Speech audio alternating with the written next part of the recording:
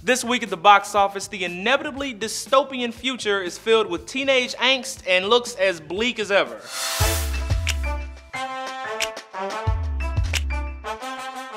Thomas, what did you see? We never escaped. He's wicked. It's all just been part of their plan. Taking the #1 spot this week is Maze Runner: The Scorch Trials, the second installment in the Maze Runner trilogy, which brought in an estimated $30 million. Maze Runner is the latest to the YA dystopian film party, and unfortunately for Fox, has the smallest numbers of the group behind two Divergent films and way behind the Hunger Games trilogy. But let's be clear, a $30 million opening is not bad. In fact, it's pretty good. Scorch Trials cost about $61 million to make. Last weekend, the Maze Runner sequel made $38 million overseas, and this weekend it brought in another $40 million.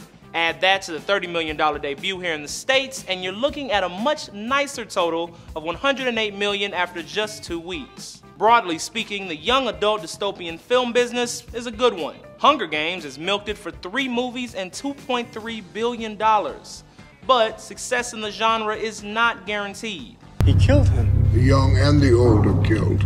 For the good of all of us. The Giver, for example, falls squarely in line with the Hunger Games, Divergent, and the like, but only managed a $45 million total at the domestic box office, and no one is clamoring for a sequel. Speaking of sequels, Johnny Depp is back in the top 3, and it doesn't involve pirates, ships, or buried treasure.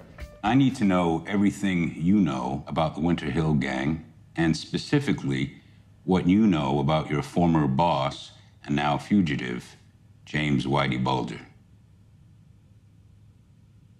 Let's start. Taking the #2 spot this week is the true story of James Whitey Bulger in Black Mass. Johnny Depp and company managed to bring in $23 million during this crowded weekend. But the box office numbers are not the real story here. The real story is the redemption of Mr. Depp. He really has turned into Whitey Bulger, but more importantly than just looking like him, he creates his essence. I really appreciated the fact that Depp was bothering to give a real performance, because it's been a while. Depp has struggled at the box office for the better part of 6 years, starring in movies that were destroyed by critics and ignored by audiences. From The Lone Ranger to Transcendence to the most recent belly flop, Mordecai. This may be a customary greeting in America.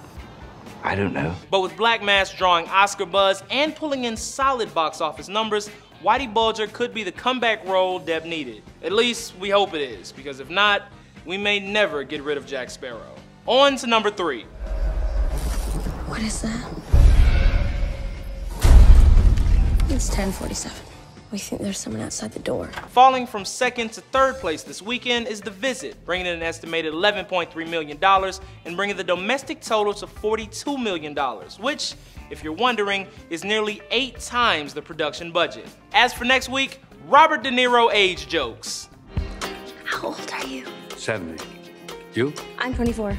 I know I look older, it's the job, it ages you, which won't be great in your case. For Newsy, I'm Jamal Andrus.